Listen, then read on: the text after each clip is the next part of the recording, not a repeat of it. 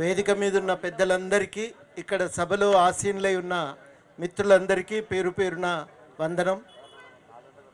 Parliament సమావేశాల ఉద్దేశం ఏంటంటే ప్రభుత్వం జవాబుదారీతనంతో వ్యవహరించేటట్టు చూడటం. పౌరులు, అక్కడ ఉన్న సభ్యులు పౌరులందరి తరఫున వాళ్ళు మాట్లాడటం, ఇది ఒక కీలకమైన పని. అది వాళ్ళు ఉన్నదే అక్కడ ప్రజల యొక్క ఆకాంక్షలను వ్యక్తీకరించడం కోసం.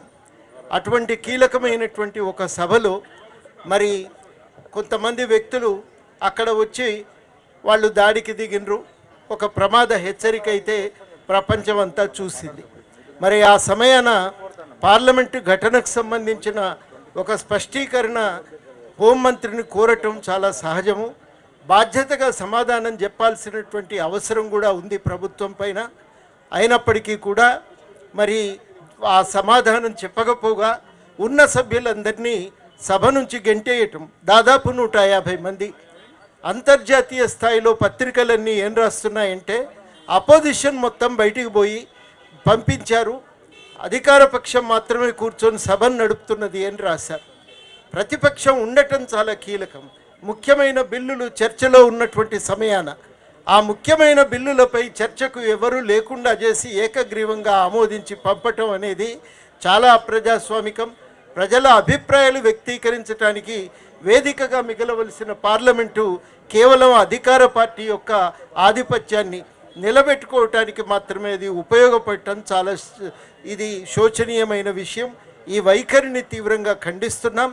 150 మంది ఎమ్మెల్యేలను, ఎంపీలను వెంటనే మళ్ళీ సభలోకి పిలవాలని, ఇందుకు బాధ్యులైనటువంటి వారిపైన చర్యలు తీసుకోవాలని ఇవాళ మనం అందరం కూడా ముక్తకంఠంతో నినదించవలసిన అవసరం ఉంది.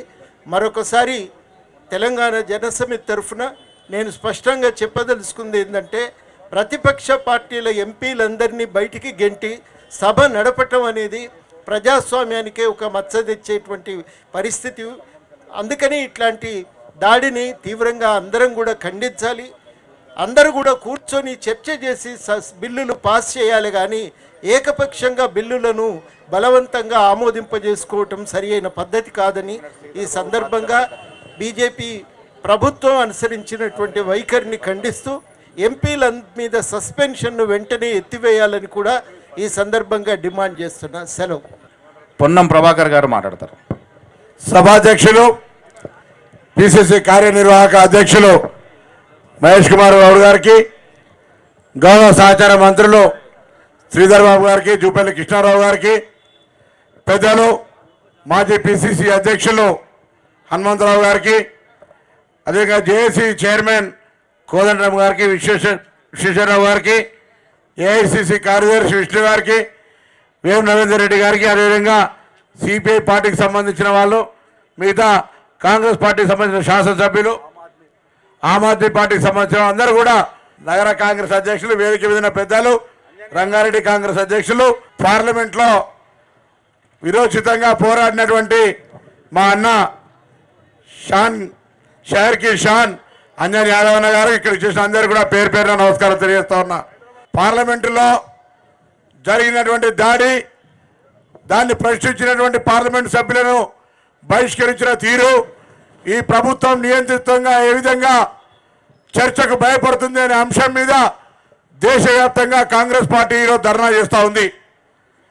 ఈ ప్రజాస్వామ్యంలో ప్రజలతో ఎన్నుకోబడి యావత్ దేశంలో ప్రజాస్వామ్యానికి దేవాలయమైనటువంటి పార్లమెంటులో పైనుండి కిందికి దూకి పార్లమెంటు సభ్యుల మధ్యలో టియర్ గ్యాస్, పొగ, బాంబులు వేస్తే ఆ అంశం మీద స్పందించి హోంమంత్రి రాజీనామా చేసి పార్లమెంటుతో పాటుగా యావత్ దేశానికి జవాబు చెప్పాల్సినటువంటి నరేంద్ర మోడీ గారి ప్రభుత్వం ఈ అంశాన్ని అడిగినటువంటి పార్లమెంటు సభ్యుల్ని దేశ చరిత్రలో ఎన్నడూ కూడా ఆంగ్లేయులు పరిపాలించినాడు కూడా లేనటువంటి విధంగా నియంతృత్వంగా ఒకటే రోజు 90 మందిని, మొత్తం 150 మందిని పార్లమెంట్ నుంచి బయటికి పంపి బిల్లులు పాస్ చేసుకున్నటువంటి నియంతృత్వ ప్రభుత్వం ఇది.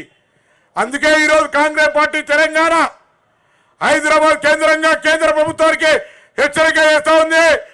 తెలంగాణ రాష్ట్రంలో ఏ విధంగా నియంతృత్వంగా అప్రజాస్వామికంగా పరిపాలిస్తే ప్రజలు మార్పు కోరుకున్నారో రేపు కేంద్రంలో కూడా ఇదే నియంతృత్వానికి ప్రజాస్వామ్యానికి వ్యతిరేకంగా దేశవ్యాప్తంగా మీ పునాదులు కదులుతున్నాయి బిడ్డ, జాగ్రత్త అన్నమాట. ఎందుకంటే ఏదైనా ప్రజాస్వామికంగా చర్చ జరగాలి. అందులో పార్లమెంటరీ వ్యవస్థలో చర్చల ద్వారా అనేకమైనటువంటి సమస్యలు పరిష్కారం అవుతాయి. కానీ ఈ ప్రభుత్వం నియంతృత్వంగా మేమిద్దరం మాకిద్దరని దేశంలో ఉన్నటువంటి తాత ముత్తాతల నుంచి కూడబెట్టినటువంటి ఆస్తులన్నీ అమ్మేయడం, నియంతృత్వంగా ప్రభుత్వాన్ని ఎవరు విమర్శిస్తే వాళ్ళ జేబు సంస్థలుగా ఈడీ, ఎన్ఫోర్స్మెంట్, విజిలెన్స్ తోటి దాడి చేసే కార్యక్రమాలు జరుగుతున్నాయి. అందుకే ఇలా ప్రజాస్వామిక వాదులంతా గమనించాలి. తెలంగాణలో ఉన్న ప్రతి పౌరుడు కేంద్ర ప్రభుత్వం యొక్క చర్యల్ని గమనించాలని ఈ ధర్నా ద్వారా కాంగ్రెస్ పార్టీ తెలియజేస్తూ ఉంది. ఆలోచన చేయండి ప్రజాస్వామిక వాదులారా, తెలంగాణ ప్రజలారా. ఈరోజు దేశంలో జరుగుతున్నటువంటి నరేంద్ర మోడీ ప్రభుత్వ నియంతృత్వాన్ని ఒక్కసారి ఆలోచన చేయమని చెప్పి సందర్భంగా కోరుతా ఉన్నాం.